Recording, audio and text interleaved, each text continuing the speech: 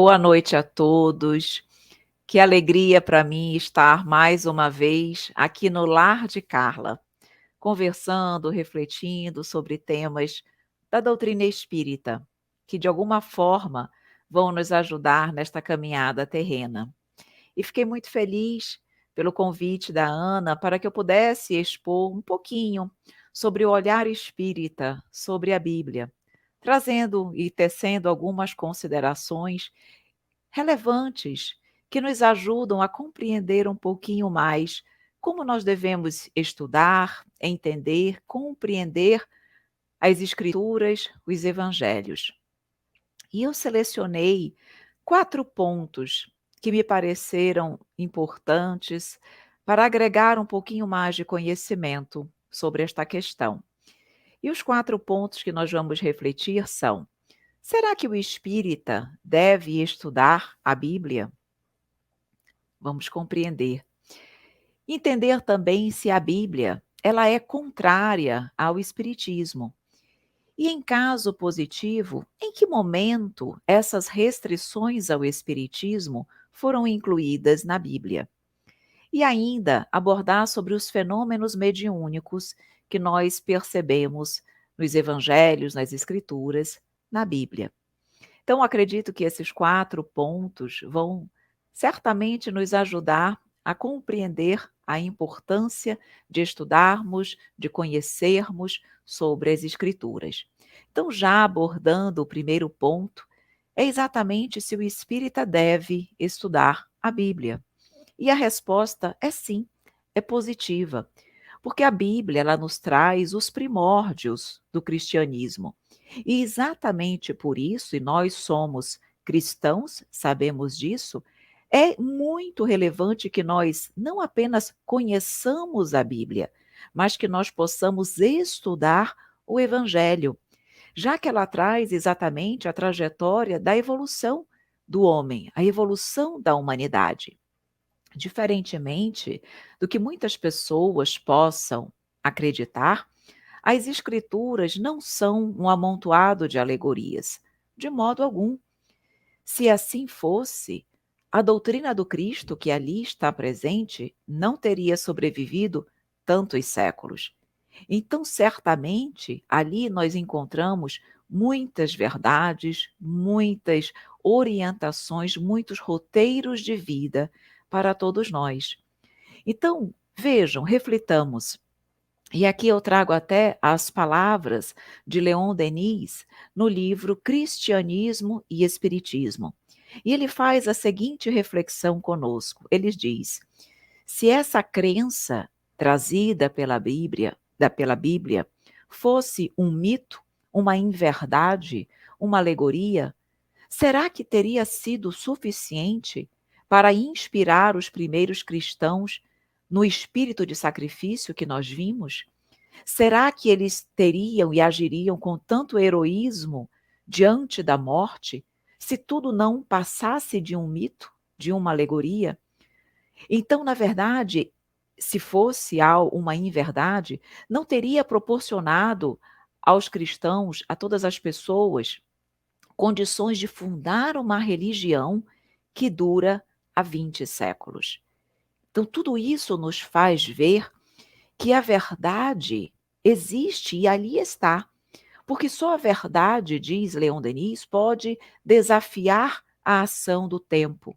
E vejam, não apenas desafiar a ação do tempo, mas conservar a sua força, a sua moral, a sua grandeza, mesmo diante de tantos esforços para arruinar essa crença. E nós percebemos que é exatamente o que acontece com a doutrina do Mestre. Mesmo que muitos tenham tentado destruí-la, ela se encontra ainda plena e grandiosa. Não há dúvidas que Jesus é positivamente a pedra angular do cristianismo, a alma da nova revelação, do amor, da verdade. E, embora nós estejamos aqui defendendo e refletindo sobre a importância de estudarmos a Bíblia, esse entendimento não é pacífico dentro da doutrina espírita.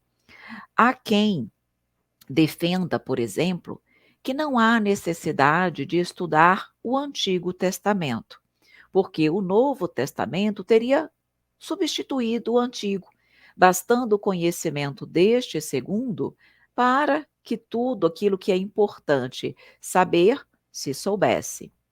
Já há um outro grupo que defende que nem o Antigo Testamento e nem o Novo Testamento devem ser estudados, porque o Evangelho, segundo o Espiritismo, seria suficiente para suprir o conhecimento que a Bíblia, e com isso as escrituras, tanto do Antigo quanto do Novo, trouxeram, fossem compreendidas.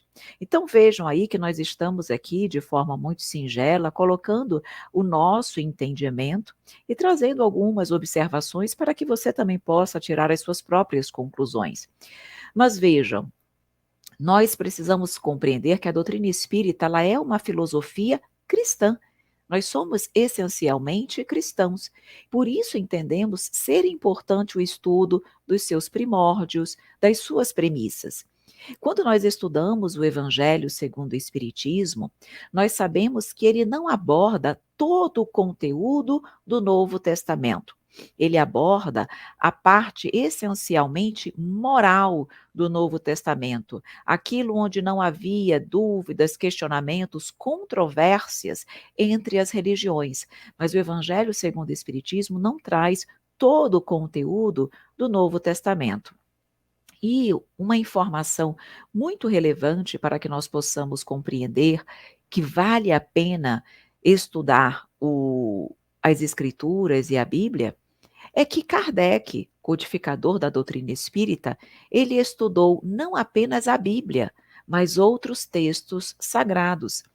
É interessante percebermos que em determinadas passagens, Kardec inclusive recorre aos termos originais do idioma hebraico, para que ele possa fazer uma análise muito mais correta e cuidadosa. Então Kardec, ele tudo analisou, estudou, teve condições de, a partir desses estudos profundos dos textos bíblicos, realmente fazer ali as suas comparações, analisar as contradições, trazer eventualmente e efetivamente o sentido espiritual da mensagem contida nas Escrituras.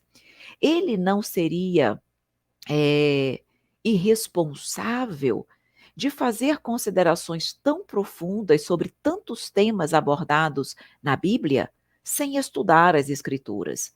Lembremos que Kardec aborda sobre a criação, aborda sobre a figura de Adão, aborda sobre o paraíso perdido, o dilúvio bíblico, as profecias, os milagres de Jesus e tantos outros temas trazidos na Bíblia. Então, se ele não fosse o bom senso encarnado, se ele não fosse uma pessoa tão cuidadosa em tudo, ele provavelmente poderia até ter relegado o estudo das Escrituras, mas essa não era a característica de Kardec. Então, nós percebemos que ele não apenas estudou, mas ele procedeu com muita circunspecção, com muita seriedade, com muito interesse na análise das Escrituras. E dentro da doutrina espírita mesmo, nós percebemos que há estudos aprofundados que fazem essa análise entre cristianismo e espiritismo. E eu faço menção aqui agora ao EAD, que é o estudo aprofundado da doutrina espírita, um estudo promovido pela Federação Espírita Brasileira, com base em 5 livros, onde há ali um estudo exatamente de muitos textos das escrituras bíblicas, onde a doutrina espírita ali faz uma análise comparativa desses textos com outros conhecimentos filosóficos, científicos, tecnológicos, culturais. Então, vejam que através dessa análise comparativa, é possível a nós, espíritas, adquirirmos uma melhor compreensão de todo o conteúdo da doutrina espírita, porque a base, como nós falamos, está ali. Então, através dessa análise comparativa, é possível ampliarmos e aprofundarmos os nossos estudos. Inclusive, esses 5 livros estudados pelo EAD, o Estudo Aprofundado da Doutrina Espírita, eles são divididos da seguinte forma: o primeiro livro faz uma análise comparativa entre cristianismo e espiritismo. O segundo e o terceiro livros já abordam os ensinos e as parábolas de Jesus. Vejam aí que, essencialmente, os aspectos bíblicos. O quarto livro, ele já aborda o Consolador prometido por Jesus, que nós sabemos que isso também consta dos textos bíblicos, e o quinto livro aborda, já mais direcionado para a doutrina espírita, aborda o aspecto filosófico e científico da doutrina espírita. Então, a reflexão que nós fazemos aqui é exatamente para que nós possamos compreender a necessidade desse estudo e possamos ter boa vontade, principalmente vontade para ir além da letra, compreendendo o espírito da mensagem, que esse é o grande objetivo. Quando nós buscamos não a letra que mata, mas o espírito que vivifica, fica muito mais fácil entender e compreender a mensagem ali trazida. Mas temos mais assuntos e reflexões para fazer. E nós vamos começar agora falando exatamente sobre o fato, ou não, da Bíblia ser contrária ao Espiritismo. Será que de fato o é? E aí, vamos aqui já trazer algumas reflexões para você. E o que colocamos e entendemos é que não. A Bíblia, na verdade, ela não é contrária ao Espiritismo. Como ela poderia ser contrária a uma doutrina se ela foi escrita milênios antes do surgimento da doutrina espírita? O Antigo Testamento foi escrito ali em torno de 1500 a 450 anos antes de Cristo. E o Novo Testamento já foi escrito ali entre 45 e 90, entre o ano 45 e 90 depois de Cristo. E a doutrina espírita, nós sabemos, ela surgiu em 1857, essencialmente em abril de 1857, com a publicação de O Livro dos Espíritos. Então, em verdade, não se poderia condenar algo que não existia à época. Mas por que dizem que a Bíblia eventualmente condena o espiritismo? E aqui vale dizer que isso acontece porque algumas passagens, é isso que colocam, que alguns textos bíblicos, algumas passagens contrariam, condenam determinadas práticas espíritas. Exemplo, a comunicação com os chamados mortos, a crença na reencarnação. Então, há quem entenda que a Bíblia, nos seus textos originários, condenam essas práticas. E como são práticas trazidas e defendidas pela doutrina espírita, haveria aí uma condenação, uma contrariedade à doutrina espírita. E eu trago aqui, até para que nós possamos exemplificar, uma passagem que é muito utilizada exatamente para dizer que a Bíblia é contrária ao Espiritismo, que é exatamente no livro Deuteronômio 18. Eu vou ler para vocês, peço aqui a permissão para fazer essa leitura e depois nós vamos conversar um pouquinho. Então, essa passagem diz o seguinte: entre ti não se achará quem faça passar pelo fogo a seu filho ou a sua filha, nem adivinhador, nem prognosticador, nem agoureiro, nem feiticeiro, nem encantador, nem quem consulte a espírito adivinhador, nem mágico, nem quem consulte os mortos. Pois todo aquele que faz tal coisa é abominação ao Senhor, e por estas abominações o Senhor, teu Deus, o lança fora diante de ti. Então, em função desta passagem, as pessoas colocam que claramente haveria aí uma condenação a consultar espíritos adivinhadores e a consultar os mortos. Então, o que a doutrina vem nos falar sobre isso? Primeiramente, antes de fazer uma reflexão mais acurada sobre esta passagem, eu trago e acredito importante destacar que ainda há muito desconhecimento acerca do que seja o Espiritismo, a doutrina espírita, o teor dos seus princípios, dos seus objetivos, daquilo e para que o Espiritismo existe. Então é muito natural que pessoas tenham algum receio, algum medo, critiquem a doutrina espírita por desconhecimento do que é a doutrina espírita. Então, vai aqui uma reflexão que eu considero relevante também, é acerca da necessidade de se estudar profundamente a doutrina espírita, para que se possa fazer, se for o caso, críticas de valor, críticas com conhecimento de causa. Nós não podemos criticar aquilo que nós não conhecemos a fundo, verdadeiramente. Para que eu possa criticar alguma coisa, eu preciso estudar aquela coisa sob todas as suas faces, para que eu tenha o conhecimento de criticar, de elogiar. Somente aqueles que procedem dessa forma, com conhecimento de causa, podem realmente fazer uma crítica justa. E por que eu estou dizendo isso? Porque quem estuda a doutrina espírita sabe que o espiritismo não faz nada, absolutamente nada, daquilo que a Bíblia, em tese, condenou. Nós, quando diz ali em Deuteronômio 18, que é uma abominação consultar espírito adivinhador. A doutrina espírita não busca o intercâmbio com o plano espiritual para buscar saber nada, para adivinhar o futuro, para buscar eh, eh, dar vazão à sua curiosidade. Nós não buscamos o intercâmbio com os mortos, consultamos os mortos para isso. Se nós realmente estudarmos, vamos perceber que tudo aquilo que a Bíblia condena, o Espiritismo também condena.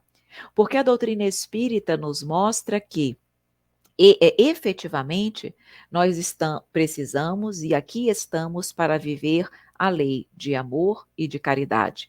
O amor a Deus, o amor ao próximo. Quando nós vamos estudar as evocações que Kardec fazia quando ele evocava os espíritos, não era para consultar sobre o futuro, mas era exatamente para trazer à humanidade informações edificantes que iriam e ajudariam a humanidade a ser melhor. Questionava acerca do mundo espiritual exatamente para nos orientar na forma melhor de nós nos conduzirmos aqui na Terra. O objetivo, então, da mediunidade defendida pela doutrina espírita é um objetivo essencialmente moral, buscando a instrução dos homens, mostrando-lhes o caminho do bem, conduzindo-os à fé, ao amor, à verdade. Kardec e a doutrina espírita em nenhum momento defende a comunicabilidade com os espíritos para adivinhações, ou ainda para interpretar sonhos, ou para responder às nossas curiosidades. A doutrina espírita não faz sacrifícios. A doutrina espírita não interroga os astros. A doutrina espírita não lê a sorte. A doutrina espírita suaviza os sofrimentos alheios. A doutrina espírita utiliza a mediunidade com Jesus, que é a mediunidade com amor. A mediunidade trabalhada e defendida pela doutrina espírita é aquela que conscientiza o ser acerca de suas responsabilidades, acerca da sua destinação na Terra, é aquele que desperta o ser para as verdades da vida. Então percebam que, de fato, aquilo que na Bíblia consta como sendo incorreto, nós também entendemos como indevido, porque é exatamente o uso inadequado da mediunidade. Portanto, a mediunidade ela não deve ser repudiada. A mediunidade deve ser estudada e bem exercida. Quantas informações sobre o mundo espiritual e a imortalidade da alma não são trazidas a todos nós por intermédio da mediunidade? Quantos depoimentos emocionantes, tocantes, são trazidos para o nosso ensinamento e aprimoramento espiritual? Se nós formos pensar bem, proibir a mediunidade, condenar os médiuns, como durante tantos séculos tem sido feito, representa mesmo evitar que espíritos sofredores possam ser amparados, possam receber a assistência e o conforto moral que podem ser oferecidos através de um intercâmbio mediúnico. Representa mesmo egoísmo e falta de caridade. Então, quando nós temos a doutrina espírita para nos trazer reflexões tão maiores, fica mais fácil compreendermos que a doutrina espírita é luz, que ela nos ajuda e ela favorece o conhecimento da verdade, a união e a fraternidade e principalmente o amor entre todos nós. Lembrem, as sessões mediúnicas, as reuniões mediúnicas, elas não são públicas, elas são privadas. Não há nelas qualquer ritualística. Ali há essencialmente amparo aos espíritos necessitados, orientação e acolhimento. Doutrina espírita, o espiritismo, não tem dogmas, não tem rituais, não tem vestes especiais, não utiliza bebida alcoólica, incenso, fumo, altares, imagens, velas, não faz trabalhos espirituais, não usa talismãs, não realiza sacrifício de animais. Quiromancia não é espiritismo, cartomancia não é espiritismo, astrologia não é espiritismo, pagamento de promessas, despachos não é espiritismo. Então, assim nós temos condições de perceber claramente que a Bíblia não é contrária ao espiritismo. E aí nós já vamos adentrar no terceiro ponto das nossas reflexões, que é exatamente, então, quando essas restrições ao espiritismo foram incluídas na Bíblia? E nós percebemos que isso aconteceu durante as muitas traduções e retraduções da Bíblia. Em cada tradução, em cada atualização, alguma modificação foi realizada. E isso chegou, claro, que a mudar o propósito inicial do autor dos textos. Terminologias como médium, espiritismo, espírita não existiam na Bíblia inicialmente, até porque não existiam esses termos. Foram termos criados por Kardec quando da codificação. Mas nós percebemos que determinadas Bíblias que já foram atualizadas já trazem as palavras médium e espírita. E elas foram adaptadas, elas foram ali modificadas exatamente para se adequarem aos interesses daqueles que defendem e criticam, que não defendem a doutrina espírita e que criticam os seus propósitos. Nesse texto que eu li para vocês, Deuteronômio 18, inclusive, ali não existia em nenhum momento a palavra médium ou espírita. Mas se nós formos analisar, por exemplo, a versão atualizada de um texto bíblico da Assembleia de Deus, eles já incluíram nesta passagem de Deuteronômio 18 a palavra médium espírita. E eu vou ler para você o pedacinho para vocês perceberem que tudo decorre das alterações que vêm com o decorrer do tempo. Então diz assim: não permitam, já com as alterações, que se ache alguém entre vocês que pratique adivinhação ou dedique-se à magia, ou faça presságios, ou pratique feitiçaria, ou faça encantamentos. E agora é que vem a alteração. Que seja médium, ou espírita, ou que consulte os mortos. E aí continua na passagem. Então, nós vemos claramente aí que isso já foi uma alteração do texto bíblico. Sem falar que os textos bíblicos, durante muitos séculos, foram transmitidos oralmente. Então, é claro que nessas transmissões orais, cada um acabava interpretando os textos bíblicos a seu modo e transmitindo eles também com o seu toque especial. Então, óbvio que o conteúdo acabou perdendo a sua pureza. E vejam que não sou eu que estou apenas dizendo isso para você. Leon Denis também, no livro que eu já comentei, Cristianismo e Espiritismo, nos diz exatamente isso. Ele nos diz que muitos pensamentos sublimes foram esquecidos, muitos fatos contestáveis foram aceitos como reais e muitos preceitos mal interpretados. Então, a nossa advertência, o cuidado que nós precisamos ter é exatamente em relação a isso, para que nós tenhamos condições de perceber aquilo que decorre ou que realmente representa a ideia original e aquilo que já representa a ideia, o interesse de determinadas pessoas ou instituições. Vejam que a questão acerca da adulteração do pensamento e da ideia foi inclusive trazida pelo evangelista Pedro, pelo apóstolo Pedro, na segunda epístola dele. Na segunda epístola de Pedro, ele afirma exatamente que, assim como as epístolas podem ser em algum momento mal compreendidas, porque foram deturpadas por aqueles indoutos, ele chama, inconstantes, as escrituras também, nos mostrando que cuidado ao ler e ao interpretar. Muitos interesses eclesiásticos causaram distorções, exclusões, inclusões e adulterações no texto bíblico, exatamente para manter intocado o poder e a supremacia da igreja.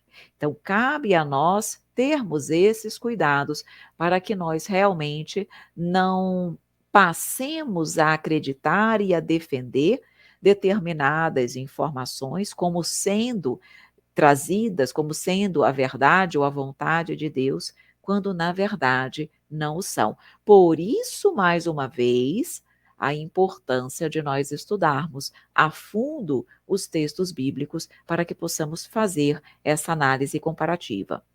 Uma outra observação que eu trago aqui, além da questão da comunicabilidade com os espíritos, é exatamente no que se refere à reencarnação, que também é colocado que a Bíblia ela é contrária à reencarnação, quando na verdade ela não é. Quando nós estamos estudando sobre isso, nós percebemos que o povo judeu, eles acreditavam na reencarnação. Eles tanto acreditavam na reencarnação que quando Jesus perguntou aos apóstolos quem diziam que ele era, os apóstolos responderam que muitos achavam que ele era exatamente o profeta Elias reencarnado, que não usaram a palavra reencarnação, mas disseram que ele era o profeta Elias. Ora, como é que ele poderia ser o profeta Elias se ele era Jesus? Então, naquela frase, nós já estamos percebendo ali que eles estavam dizendo que as pessoas acreditavam que o profeta Elias havia reencarnado no corpo de Jesus. E quando Jesus está exatamente falando sobre Elias, ele afirma com todas as letras que, na verdade, João Batista era o Elias que havia de vir, mostrando que João Batista era a reencarnação de Elias. Então, quando nós percebemos e estudamos, por exemplo, a passagem que Jesus conversa com Nicodemos, quando Jesus diz que é preciso nascer de novo da água, ele vai ali, quando nós estudamos essa passagem, e Nicodemos pergunta: mas como é possível uma pessoa idosa entrar novamente no ventre da sua mãe? Ora, essa frase de Nicodemos, ela já nos demonstra que Nicodemos entendia sobre a reencarnação. Ele apenas não sabia como ela se dava, porque para ele dizer como é possível uma pessoa idosa entrar novamente no ventre da sua mãe, ou seja, tornar-se pequenininha, ele estava claramente dizendo que ele sabia que a pessoa retornava através do nascimento em um novo corpo, no ventre da sua mãe. Ele não sabia era como este processo se dava, mas ele sabia que essa volta acontecia num outro corpo, que é exatamente o que a reencarnação nos fala, que é o retorno do espírito a um novo corpo. Então, a doutrina espírita, e isso consta também do Evangelho segundo o Espiritismo, nos mostra que o povo judeu, eles acreditavam na reencarnação, só que eles não sabiam que a reencarnação ela se dava para todas as pessoas. Eles acreditavam que apenas seletas pessoas, ou seja, um grupo pequeno, determinadas pessoas, é que eram prestigiadas com a oportunidade da reencarnação. E eles também não sabiam exatamente como isso se dava, mas eles acreditavam na reencarnação. Então, o que que aconteceu? Já que eles entendiam e acreditavam na reencarnação, por que que, por exemplo, a Igreja Católica passou a defender claramente que a reencarnação não existe? Essa essa negativa, essa contrariedade à reencarnação se deu, na verdade, no segundo concílio de Constantinopla. Então a reencarnação, ela foi condenada no segundo concílio de Constantinopla. E por quê? O que que aconteceu para que isso se desse? Em verdade, isso foi uma determinação do imperador Constantino, porque ele casou-se com uma ex-prostituta chamada Teodora. E Teodora, em determinado momento de sua vida, ela determinou a morte de 500 antigas prostitutas, porque ela, na verdade, ela queria apagar o seu passado de prostituição. Então, quando ela condenou à morte aquelas 500 antigas prostitutas, é como se ela estivesse ali apagando o seu passado, as pessoas que conheciam o que ela tinha vivido. E como se acreditava em reencarnação, chegou ao conhecimento de Teodora que ela estaria ali naquele momento, em função da morte que ela causou a essas 500 mulheres, ela estaria adquirindo um débito que poderia e provavelmente seria resgatado em outras reencarnações. E aí, quando ela soube disso, ela não queria ficar com esse débito para outras vidas. E aí ela teve a ideia de eliminar a ideia da reencarnação da crença daquela época. Então ela buscava eliminar, como se fosse possível, as vidas sucessivas e com isso eliminar o seu débito. Claro que nós sabemos que isso não acontece, mas foi a ideia de Teodora. Então ela fez com que o imperador realmente, junto ao Papa, estabelecesse que a reencarnação não mais existiria. Então, ele acionou naquele momento, o imperador convocou o Papa da época, que era o Papa Virgílio, em Roma, para que ele alterasse os escritos cristãos e acabasse com a reencarnação. O Papa Virgílio se negou a fazer isso, ele não quis. E aí o que aconteceu? Ele foi aprisionado pelo imperador. Como ele estava aprisionado, o próprio imperador convocou o segundo concílio de Constantinopla e, como a maioria dos bispos ali eram do Oriente, isso facilitou a decisão do concílio para que fosse extinta a ideia da reencarnação. Só que os concílios, para que eles possam ter valor no mundo, eles precisam ser assinados pelo Papa. E o Papa Virgílio, mesmo tendo sido aprovado, ele se negou a assinar o documento. E esse documento não foi assinado. E os bispos subsequentes, mesmo nos concílios subsequentes, embora falem do segundo concílio de Constantinopla, nenhum deles assinou a resolução e aquilo que foi decidido no segundo concílio de Constantinopla. Ou seja, até hoje, segundo se sabe, as decisões, o segundo concílio não foi assinado Ou seja, não há um documento oficial contra a reencarnação. Então vejam que interessante e como, na verdade, surgiu essa ideia contrária à reencarnação, perdão. O que se observa, portanto, é que o pensamento do Cristo, ele se encontra mesclado com opiniões ulteriores. Então, o pensamento do Cristo subsiste, sim, subsiste, mas ele é mesclado com essas opiniões ulteriores que foram introduzidas pelos papas, pelos concílios, buscando assegurar, fortalecer, tornar inabalável a autoridade da Igreja. E se nós, quando entendemos e pensamos o porquê de contrariar, de condenar a doutrina espírita, nós conseguimos perfeitamente entender que, se a doutrina espírita traz verdades, ideias, informações que contrariam os dogmas da doutrina da Igreja Católica, é óbvio, é natural que essas restrições aconteçam.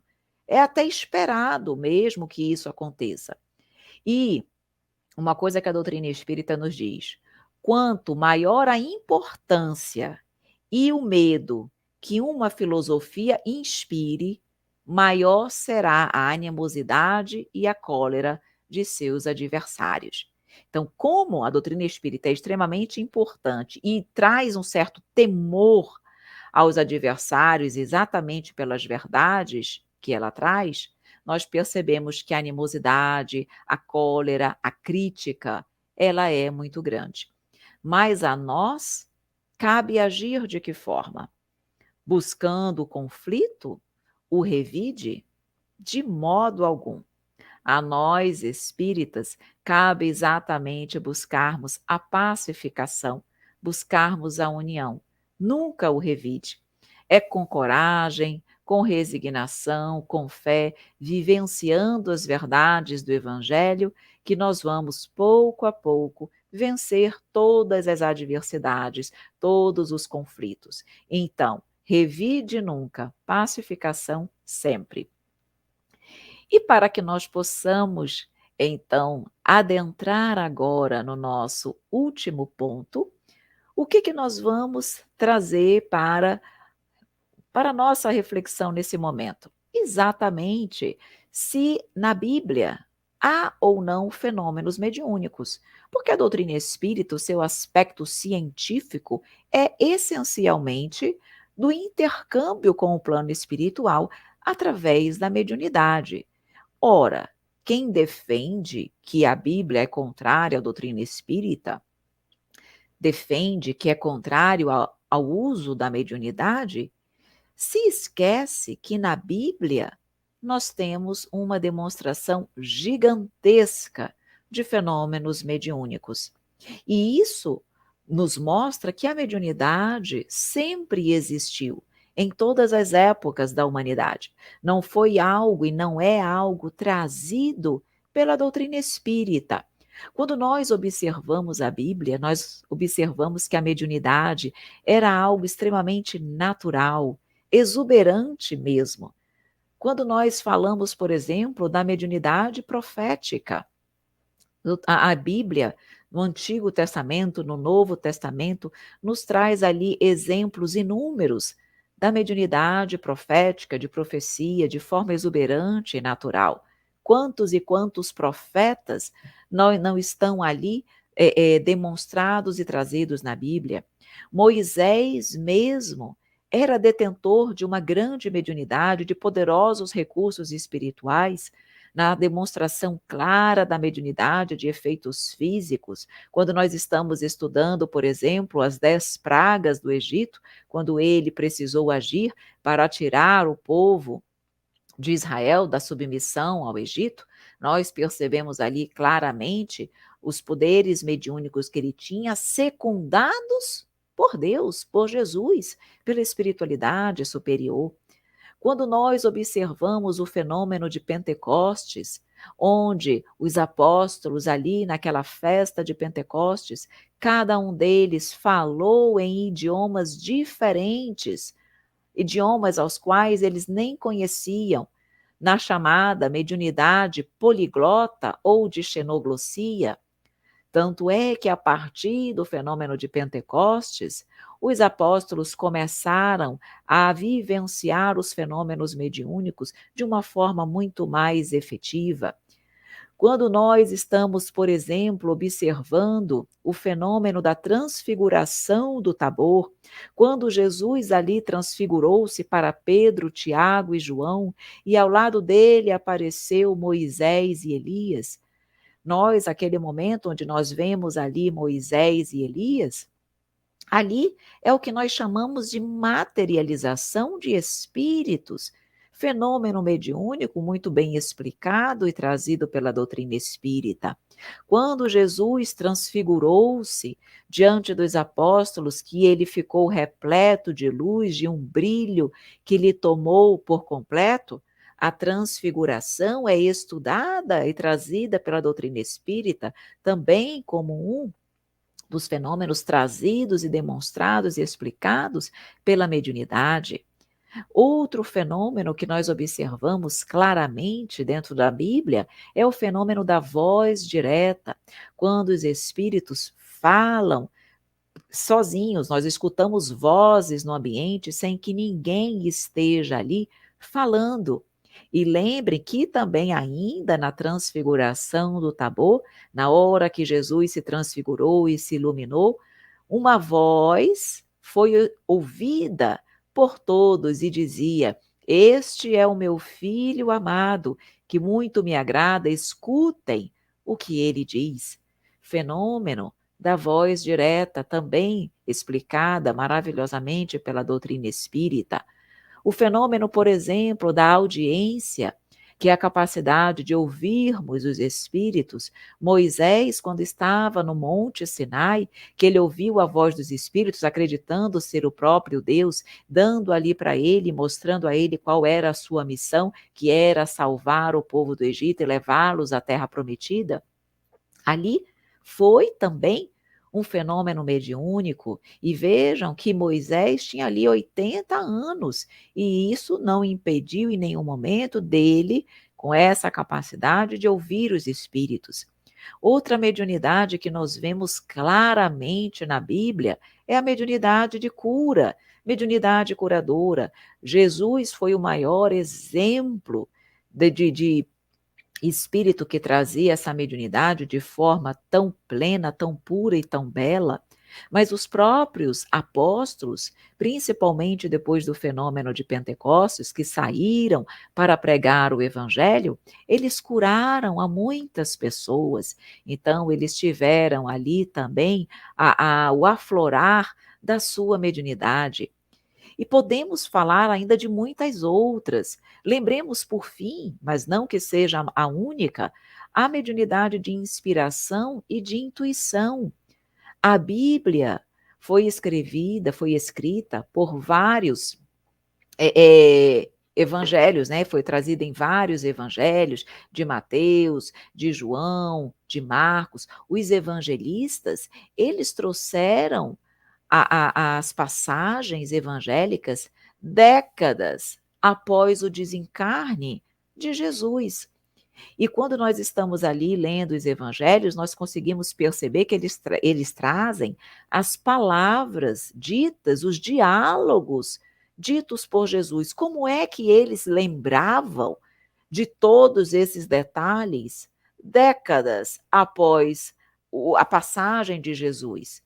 Obviamente que eles estavam sendo inspirados e intuídos pela espiritualidade, para que aqueles diálogos, aquelas lembranças todas chegassem às suas mentes, para que eles pudessem retratar as verdades e a vivência de Jesus a todos nós, numa clara demonstração de que os livros bíblicos, foram escritos sobre inspiração e intuição. Então, com isso, nós conseguimos mais uma vez, e de forma aqui muito clara, muito lúcida, com muito bom senso, observar que a Bíblia, ela não é contrária ao Espiritismo. O que nós podemos e devemos interpretar é que, primeiro, Os fenômenos mediúnicos sempre existiram, sim, mas muitos eram utilizados de forma inadequada. Por isso, a condenação que próprio Moisés falou no que se refere ao contato com o plano espiritual. Mas a doutrina espírita nos ensinou a forma correta e adequada de utilizarmos a mediunidade, com amor, com caridade, com união. A mediunidade, ela é essencialmente para servir ao próximo e para nos instruir acerca das verdades da vida e da destinação do homem na terra.